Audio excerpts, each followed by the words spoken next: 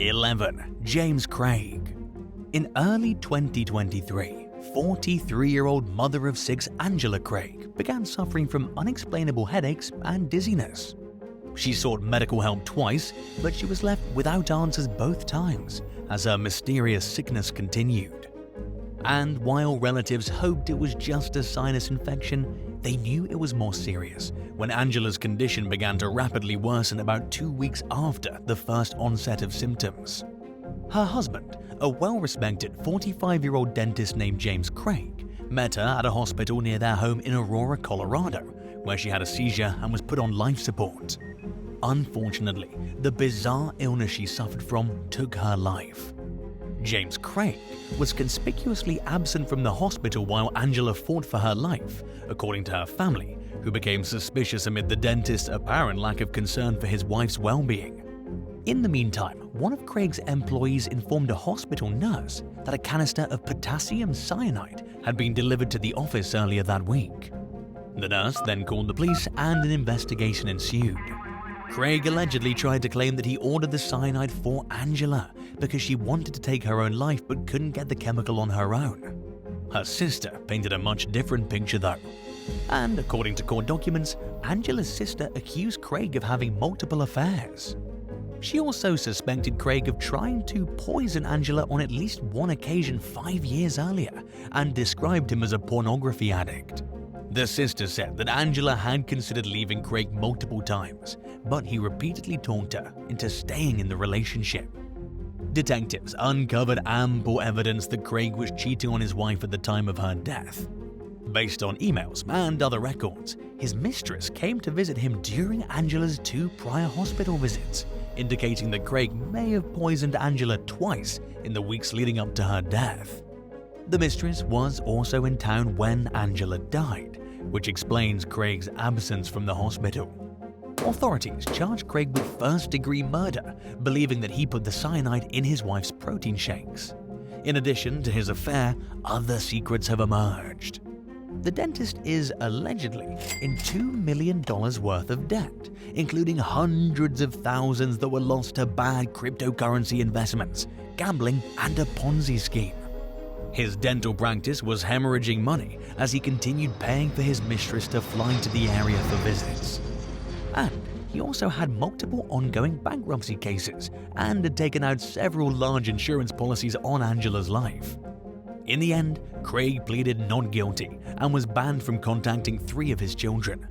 He's currently being held without bond, and if convicted, he faces life in prison without parole. 10. Seth LOOKHART. A video that was captured at a dental practice in Anchorage, Alaska in 2016 showed dentist Seth LOOKHART floating into a room on a hoverboard and pulling a sedated patient's tooth.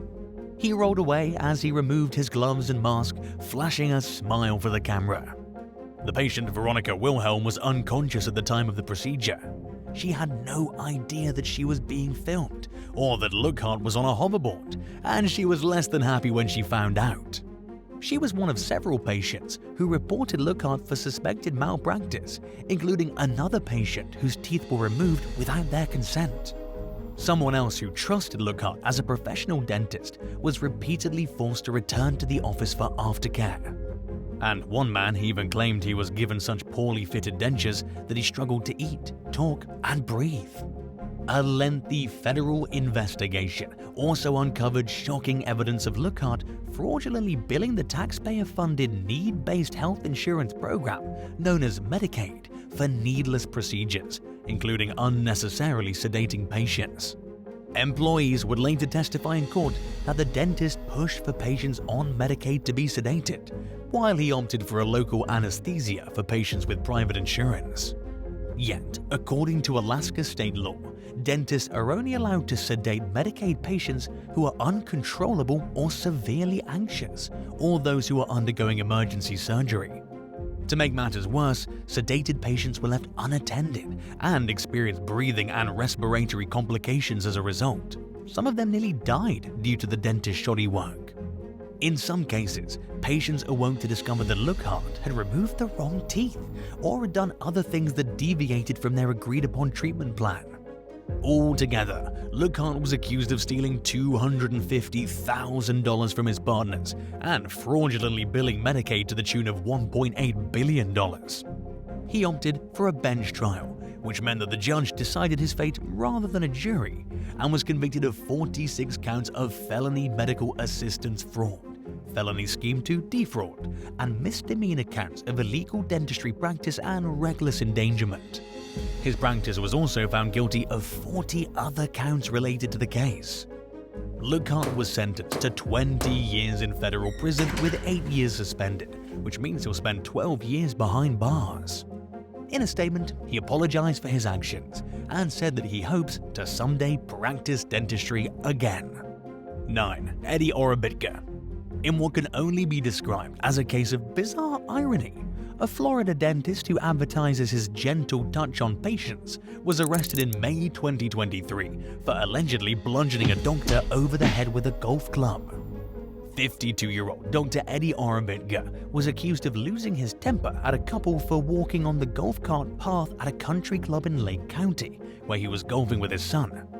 According to an arrest affidavit, OROBITG told Dr. Joseph Sivak and his wife that the path was strictly reserved for golf cart use and that there was a rule against walking on it. The two men began to argue, and it became so heated that Sivak's wife dialed 911.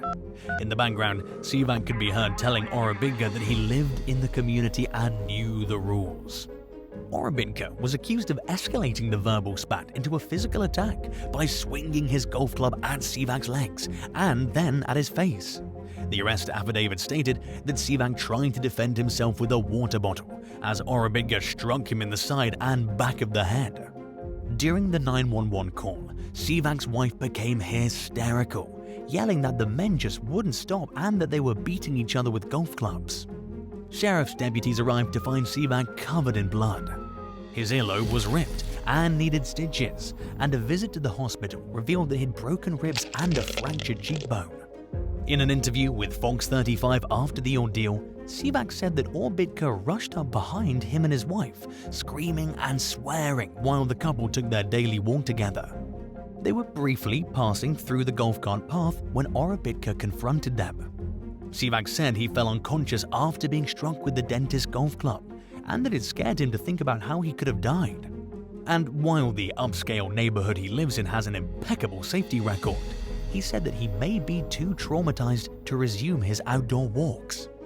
The incident shattered Sivak's view of the neighborhood, and he said it would take a lot to regain trust in his surroundings. OROBITG told law enforcement that Sivak was the aggressor and that the doctor got in his face and spat on him when he asked the couple to move out of the way.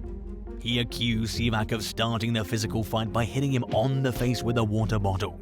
According to the affidavit, OROBITG thought Sivak was going to steal his golf clubs and attack his son with them. He then claimed that he only hit Sivak in self-defense.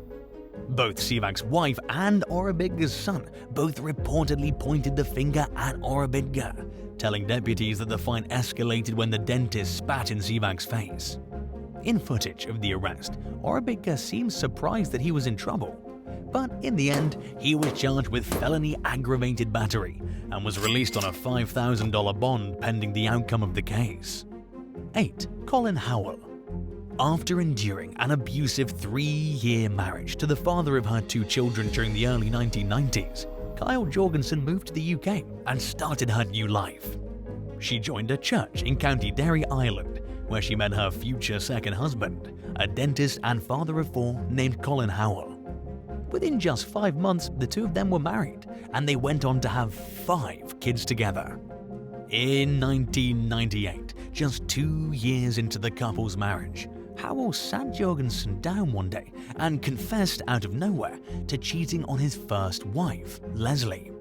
He then went on to admit that he murdered Leslie and his mistress's husband, Trevor Buchanan, 8 years earlier in 1991.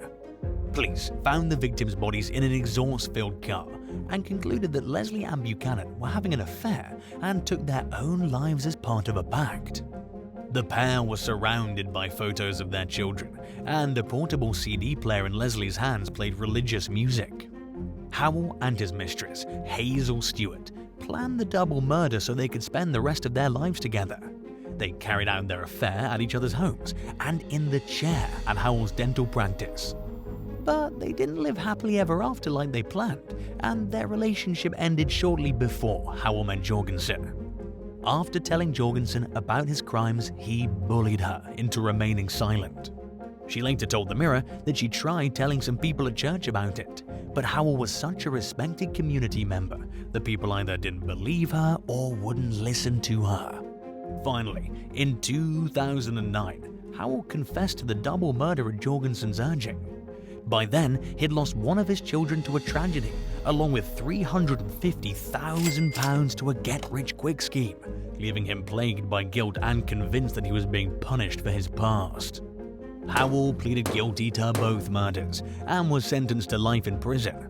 Hazel Stewart, however, only received an 18-year sentence for her role in the crime. 7. Bobby Nichols. Tragedy struck a quiet community in Tyler, Texas one evening in 2012 when 71-year-old Rosalind Nichols was shot to death inside her home. Her husband, a 75-year-old retired dentist named Bobby Nichols, dialed 911 and immediately confessed to being the shooter. According to the police, Rosalind was upset with Nichols for going out drinking during the day.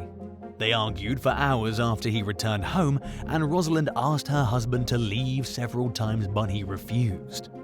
At some point, Nichols went to his vehicle and retrieved his gun. He then went back inside the home, argued some more with his wife, and then fired 2 bullets into her stomach. Officers arrived at the scene to find him crying and saying that he ruined his family's lives. Nichols was charged with murder and bonded out of jail while awaiting trial. His bond was revoked, however, after he violated the terms of his release multiple times by buying alcohol. In court, he described how he and Rosalind had traveled to Europe with a college alumni group a month before her death. During the trip, Rosalind became frustrated with Nichols' declining health, leaving him feeling, in his words, awful empty. He claimed that he didn't mean to kill Rosalind and that he only meant to scare her.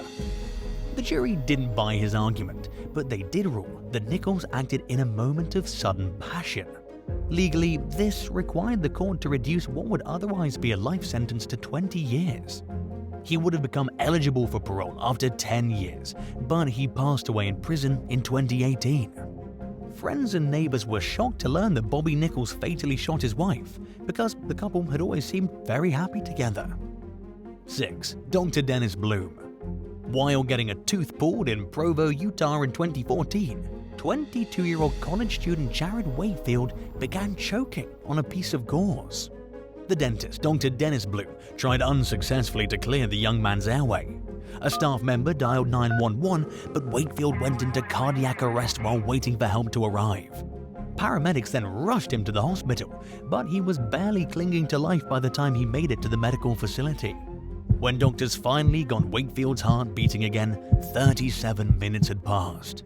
At that point, his brain was severely oxygen deprived, and the chances of him recovering were practically non-existent. Doctors declared him brain dead 2 days later, and his shocked family grappled with the news as he succumbed to his injuries. The Utah Division of Occupational and Professional Licensing, DOPL, found that Dr. BLUME engaged in unprofessional conduct during Wakefield's fatal procedure. According to state investigators, BLUME failed to count the number of gauze pieces he put in Wakefield's mouth, and he also didn't attach string to the gauze, which would have enabled him to pull it out of Jared's throat when the gauze got stuck. Dr. BLUME was fined $2,500 and was publicly reprimanded for the incident. He was also ordered to attend an emergency medicine class, and he was banned from performing on patients under general anesthesia. The victim's brother, Robert, initially assumed that Wakefield's death was the result of a freak accident. He was surprised to discover that similar fatalities aren't nearly as uncommon as he thought. Robert was also troubled to discover that the DOPL doesn't keep track of the number of reports it receives each month. The agency isn't legally required to maintain these statistics, despite the requirement for dentists to report any incidents of injury or death to the DOPL within 30 days. In the wake of the tragedy, Robert campaigned for heightened accountability for dentists in Utah. 5. Gilberto Nunez. When 44-year-old Thomas Coleman Jr. failed to show up at his job as a physical therapist one day in 2011, his wife, Linda, went searching for him. She found him dead in his car outside a gym near his home in New York's Hudson Valley. There was no obvious trauma to his body, but surveillance footage showed the dedicated family man meeting up with someone during the early morning hours. The video was grainy, but the mystery person was identified as Coleman's best friend, 51-year-old Gilbert Nunez, who ran a respected dental practice in the neighboring town of Saugerties. A toxicology test found a sedative called midazolam in Coleman's body, and vials of the drug were found in Nunez's office. Investigators soon learned that Nunez was having an affair with Coleman's wife Linda at the time of his best friend's death. Coleman knew about the affair and surprisingly had tolerated it while waiting for Linda to decide who she wanted to be with. Suspecting that Nunez knew Linda was planning to stay with her husband, detectives theorized that he killed Coleman because he saw it as the only way to keep the relationship going. Nunez denied any involvement in Coleman's death, but he had to argue his case in court in defiance of a second-degree murder charge. A jury acquitted him of murder, but found him guilty of felony forgery charges for furnishing fake CIA documents in a bizarre bid to frame Coleman for having an affair with a non-existent woman. He was also convicted of insurance fraud for overinflating the damages of an office fire and perjury for lying on a pistol permit application. The judge sentenced Nunez to 2 1/3 to 7 years in prison. However, he served just 19 months before being released early based on New York's merit time policies toward non-violent offenders. But although he was free, his request to regain his license to practice dentistry was denied. 4. Lionel and CARNOT GUEDJ. In 2006, Lionel GUEDJ and his father CARNOT GUEDJ set up a dental practice in a poor neighborhood in Marseille, France. Just 4 years later, Lionel was the country's highest-paid dentist. In 2010 alone, he billed a total of $2.9 billion for procedures that were performed at his office. And he apparently used the proceeds to buy properties, luxury cars, and expensive artwork. Suspecting that the father and son dentist duo didn't become so profitable based on hard work alone, authorities launched an investigation into their business. They found that between 2006 and 2012, Lionel had performed 3,900 unnecessary root canals on 327 patients. He removed perfectly healthy teeth and replaced them with bridges that left many people in discomfort and pain. And in many cases, patients went into the office for fillings and other routine procedures, only to walk out with less teeth than they had before. According to France's National Health Service, which paid a large portion of the costs for these procedures, Lionel GUEDJ fitted patients with 28 times more bridges than the average dentist. He rushed through these procedures, often spending just 10 minutes completing work that typically takes 45 minutes to an hour. As a result, many patients suffered complications, infections, and in some cases, permanent disfigurements. Lionel and CARNOT GUEDJ were arrested for what a judge later described as a systematic scheme to exploit unsuspecting low-income patients. During a court hearing, Lionel insisted he never meant to hurt anyone, but both he and his father were found guilty. The judge sentenced Lionel to 8 years in prison, while CARNOT received a 5-year sentence. In a move rarely seen in a French court, both men were ordered straight to prison, while a crowd of onlookers clapped and cheered. Lionel and CARNOT left many people in agonizing physical pain, but the emotional and social effects of their injuries were just as damaging. Charles Adelson. 41-year-old Daniel Markle was a Harvard-educated law professor who taught at Florida State University in Tallahassee. But his seemingly perfect life was disrupted in 2014 when he became entangled in an acrimonious divorce and child custody war with his estranged wife Wendy Adelson, who hated living in the Panhandle. Wendy wanted to return to South Florida where her family lived, but moving wasn't an option because a judge had ordered shared custody of her and Markle's 2 kids. When Markle was shot dead outside his home one day while talking on his cell phone, investigators naturally turned their suspicion toward Wendy Adelson and her family. They traced the actual shooting to two men named Sigfredo Garcia and Luis Rivera, who drove up to Tallahassee from South Florida in a rental car to carry out the murder. According to prosecutors, Garcia was hired by a woman named Catherine Magbanua to carry out the hit, and he enlisted Rivera's help. Magbanua not only worked for the dentistry practice owned by Wendy Adelson's family, she'd also dated Wendy's brother Dr. Charles Adelson, who worked at the practice as a dentist. The Adelsons adamantly denied any involvement in Markle's murder, despite the growing number of connections linking them to the killers. Investigators struggled to obtain enough evidence to arrest any of the family members. Emails showed that Wendy's mother was irrationally preoccupied with her daughter's custody case and that she harbored a deep hatred toward Markle. But none of the messages were damning enough to prove criminal intent. Phone records and secretly recorded conversations between family members and other suspects were shady but not overtly incriminating. The accused killers made some expensive purchases after the murder, suggesting that they were paid for the hit. Magbanua received thousands of dollars worth of payments from the Adelsons, in addition to her wages, and made $44,000 in suspicious bank deposits in the month leading up to the crime. And one of Wendy's ex-boyfriends told law enforcement that Wendy told him her brother was looking for a hitman to kill her ex. But even all this wasn't enough to charge any of the family members in connection with Markle's death. In the meantime, Garcia and Rivera were convicted of murder. Garcia was sentenced to life in prison, while Rivera received a 19-year sentence in exchange for his willingness to testify against Magbanua, who was also sentenced to life behind bars for her involvement in the crime. Finally, in 2022, authorities charged Charles Adelson with first-degree murder, conspiracy to commit murder, and solicitation to commit murder. He adamantly maintains his innocence, but he's scheduled to face trial in November of 2023. 2. Kirk Allen Turner. During a contentious separation from his estranged wife Jennifer in 2007, North Carolina dentist Kirk Allen Turner went to his marital home in Clemens so his friend Gregory Smithson could retrieve some property that was being kept there. Something went terribly wrong during the visit though, and Jennifer was slashed across the throat.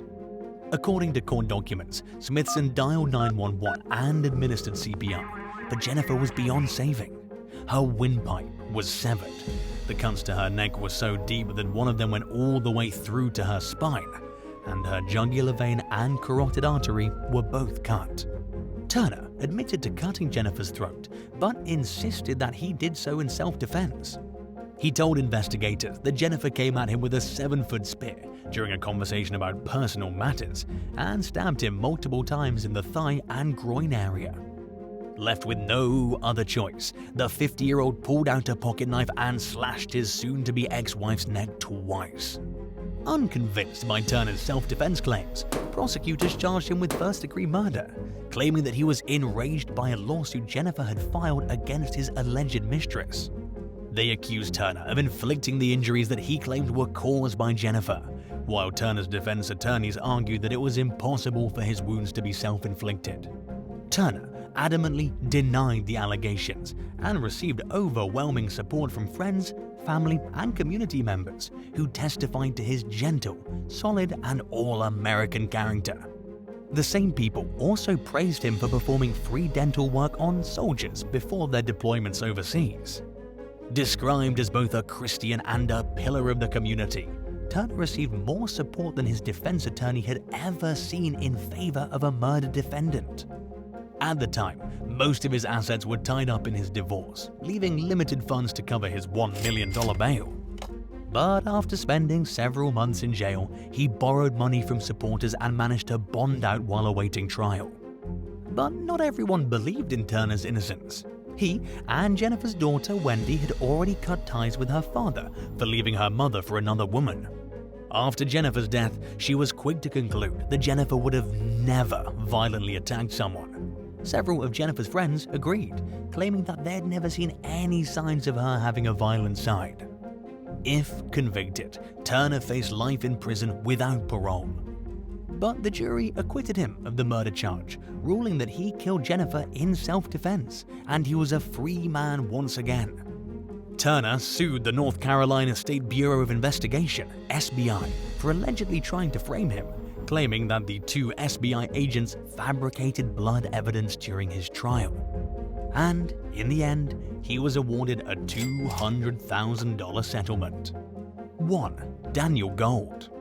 After paying a dentist in Scottsdale, Arizona, $3,500 for Invisalign treatment, Yingay Wolf was left with cut and bleeding gums rather than straighter teeth. The trays she was supposed to wear were too painful and made her bleed too much for her to continue with her treatment plan. Then, out of nowhere, one day her dentist, 31-year-old Dr. Daniel Gold, called her up and said he was cancelling her Invisalign regimen. He also said that he was cancelling patients' Invisalign treatments because it wasn't working. Wolf later told Arizona's family that she called Invisalign and learned that they had no record of her receiving their products. So she went to another dentist, who fitted her with the proper trays that she needed. Feeling scammed, Wolf reported her suspicions about Dr. Gold to the state's dental board. Wolf was one of 9 alleged victims, including several patients who'd filed complaints against Gold.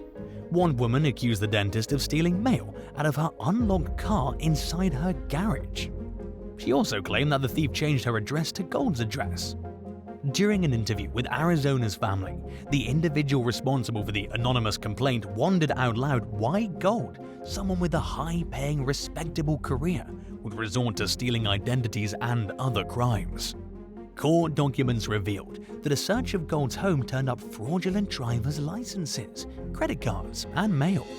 Records also showed that Gold reportedly admitted to a burglary and blamed his actions on his bipolar disorder and a recent medication change. The man now faces 8 felony charges related to fraud, burglary, and identity theft. Because he hasn't been convicted, he's allowed to continue practicing dentistry for the time being. When a reporter tried to confront him outside his office, though, he refused to say anything and walked away. A man claiming to be the building's owner then kicked the reporter off the property. The accusations against Gold came just 3 months after he was charged with 3 counts of misdemeanor theft for allegedly stealing packages off people's doorsteps. He was identified as the suspect in all 3 cases based on home surveillance footage. But because the charges were misdemeanors, Gold wasn't required to report the allegations to the state's dental board. If your dentist was accused of seriously harming someone in an incident unrelated to their profession, and you were really happy with their work on your teeth, would you continue going to them during their pending court case? Let us know your thoughts in the comments below, and if you enjoyed this video, be sure to subscribe to the channel. Thanks so much for watching, and we'll see you next time. Bye guys.